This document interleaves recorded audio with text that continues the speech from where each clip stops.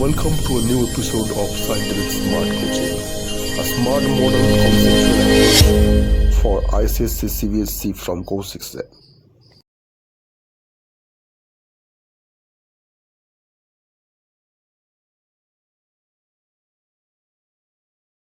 Good evening, নমস্কার। ফার্মাসির যেসব ছাত্রছাত্রী আছে তারা অনেক সময় বাংলা মিডিয়াম থেকে আসে, কিন্তু ফার্মাসি পরীক্ষা ডি ফার্মা বা বি ফার্মা এগুলো ইংলিশে দিতে হয় এবং বাইলিঙ্গুয়াল অর্থাৎ হিন্দিতেও দিতে পারে। তো তাদের ক্ষেত্রে একটা প্রতিবন্ধকতা হলো তারা বাংলায় কিছু বুঝতে পারে না ইংলিশে যখন সাবজেক্টগুলো হয়, এবং মুখস্থ বিদ্যার ওপরেই চালিয়ে দেয় পুরোটা। তাছাড়া অনেকে ফার্মাসি ডি ফার্মা করে, তাদের শুধু একটা দোকানের জন্য সার্টিফিকেট হলেই চলে, অতটা ডিপলি না জানলেও হয়, বা জানলেও সেটা অনেকটা মুখস্থ বিদ্যার ওপর দিয়ে চালিয়ে যেতে হয়। সেই হিসাবে বাংলা ইউটিউব চ্যানেলে এই ডি ফার্মা বা বি ফার্মার বাংলা মাধ্যম ছাত্রদের উপযোগী কোনো ইউটিউব ভিডিও সেভাবে দেখা যায় না।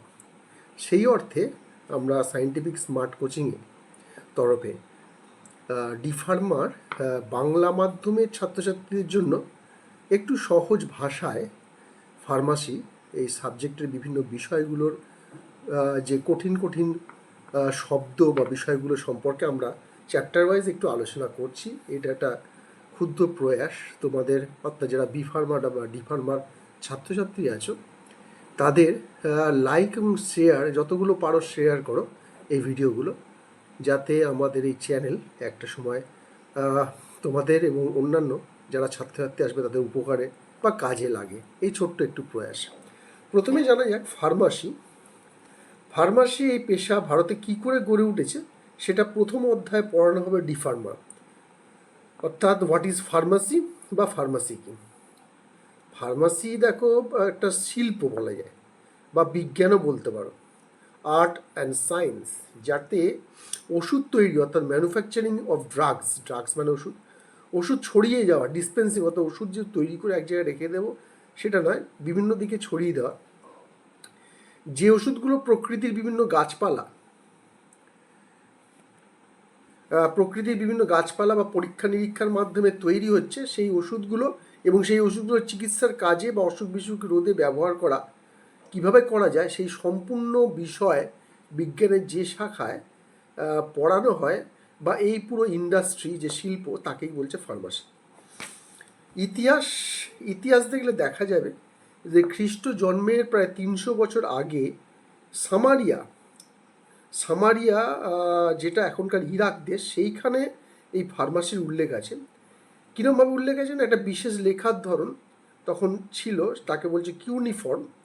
এরা আবিষ্কার করেন এই কিউনিফর্ম আবার পাতা বা কোনো পেজে লেখা হতো না, তখনকার পেজের কথা ভাবাই যায় না, লেখা হতো মাটির একটা ট্যাবলেটের মতন, বড় বড় ট্যাবলেট, তার উপর লেখা হতো পশু পাখি সবজি বা খনিজ থেকে বিভিন্ন ওষুধের যে নাম, সেগুলো ওই কিউনিফর্ম ভাষায় কিউনিফর্ম লেখার ধরনের লেখা হতো।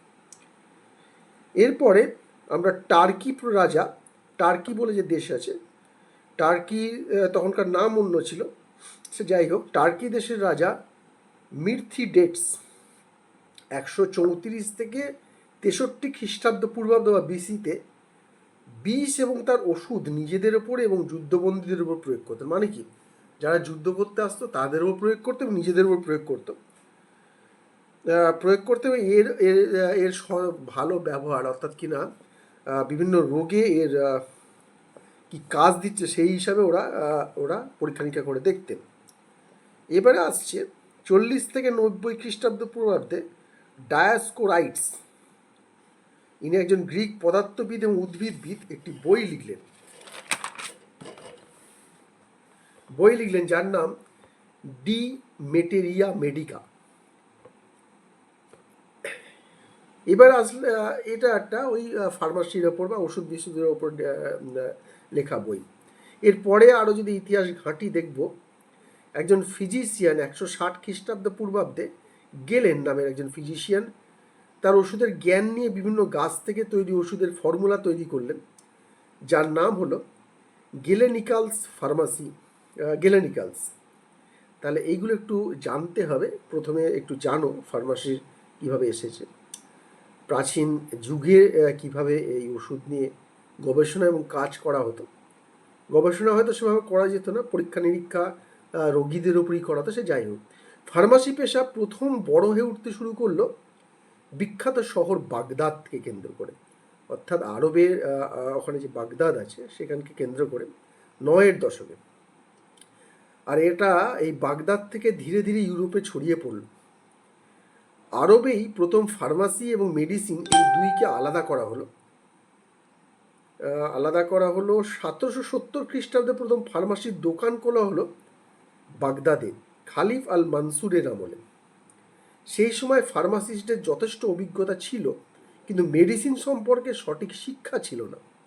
এরপরে একজন বাদশাহ আসলেন খালিফ আল মাসুর, তখন ফার্মাসিস্টদের পেশাগত শিক্ষা দিতে শুরু করা হলো।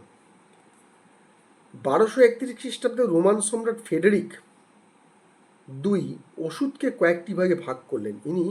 এনার সময় ওষুধকে ভাগ করা হলো, যেমন ডগমেটিক মেডিসিন, যে ওষুধ পরীক্ষা নিরীক্ষার সাহায্য করে, ম্যানুয়াল মেডিসিন, যে ওষুধ অপারেশনে সাহায্য করে, ফার্মাসিউটিক্যাল মেডিসিন, যে ওষুধ মিক্সার সংগ্রহ করা এবং ওষুধকে সংরক্ষণ করা হয়। লন্ডনে প্রথম ওষুধের দোকান, যেটি প্রথম ওষুধের দোকান হলো 1345 সালে।